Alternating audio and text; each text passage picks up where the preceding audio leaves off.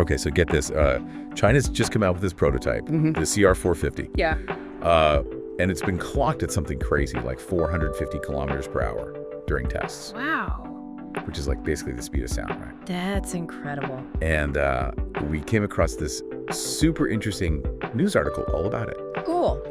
And we thought today we'd deep dive into it a little bit I liked it. and really see what makes this train so special. Right. And we could even maybe look back and see how high-speed rail is kind of evolved over the years. Definitely. Maybe what impact it has on how we travel around the world. Sounds good. So, Yeah, the CR450. yeah. Yeah. What do you think about it? Well, it seems like it's not just about how fast it can go. Yeah. You know, it's more about, Yeah. I think, showcasing China's engineering and all the technological advances. Right? The article highlights Yeah. how energy efficient it is, Yeah. the noise reduction, Yeah. even the braking system it uses. Pretty impressive. So let's break it down a little bit. Sure.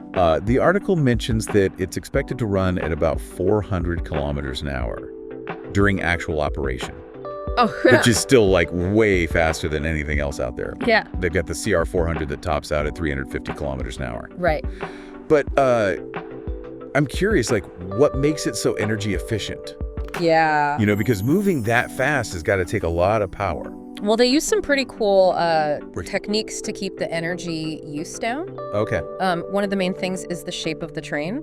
Like, Yeah. you know how bullet trains have that really sleek, Yeah. pointy nose? Yeah. That's to reduce drag as it moves through the air. Oh, that makes sense. And so it takes less energy to go fast. Okay. And then they also use lightweight materials like carbon fiber Right. for the body of the train to keep the weight down overall. Yeah, that makes sense. Like, lighter train, less energy Yeah. to get it moving. Exactly. What about stopping this thing, though? Like, braking at those speeds? That's got to be pretty intense. Definitely, they had to come up with some advanced braking systems, like Right. regenerative braking. Okay. It's pretty cool.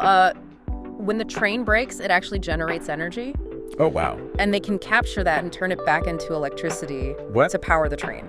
So it's like a self-charging super train or something? Kind of, yeah. That's amazing. It makes it way more efficient. Yeah. And it doesn't have to rely on external power as much. Oh, that's awesome. Yeah.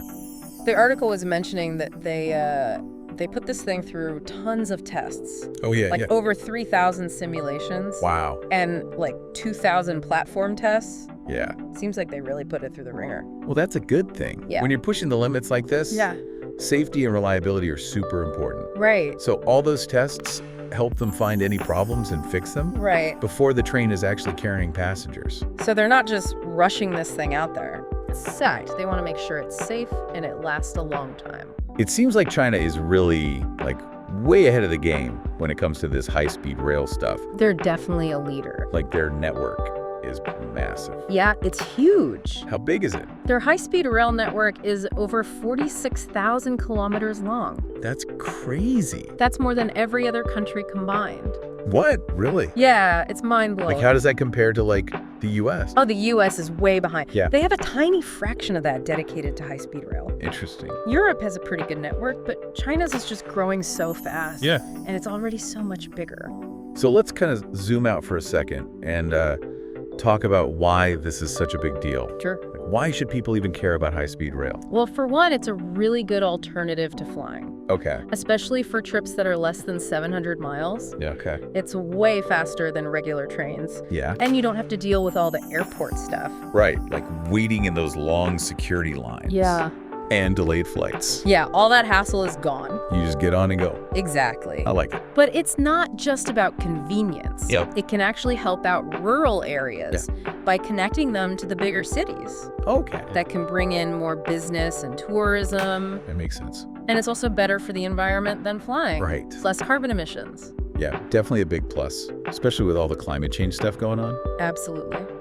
So high-speed rail isn't exactly a new thing, right? No, it's been around for a while. Like, where did it all start? Well, Japan was the pioneer back in the 1960s. Oh, wow. They created the Shinkansen. That's the bullet train. Yeah, exactly. I've heard of that. They were really focused on making it earthquake-proof. Oh, right. Because all the earthquakes in Japan. Exactly. That's really smart. Then in the 1980s, France came out with their TGV, Oh. which was known for its speed Yeah. and its ability to connect different countries across Europe. So it's like a global thing, Yeah, definitely. not just one country doing it. And each country adds its own unique touch. Right. It's pretty amazing to see how much it's evolved. Yeah, in just a few decades. It really is. And it's not just about transportation anymore. Oh, really? How so? It can actually change the way cities are designed Okay. and influence where people decide to live and work. Interesting. And it can even affect how connected the world is. Wow, that's a pretty big impact. Yeah, as these networks keep growing, they have the power to change the world as we know it.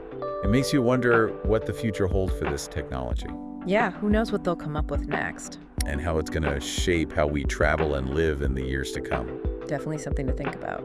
So, I guess that's it for this deep dive. Yeah, that was a good one. Until next time. See you later.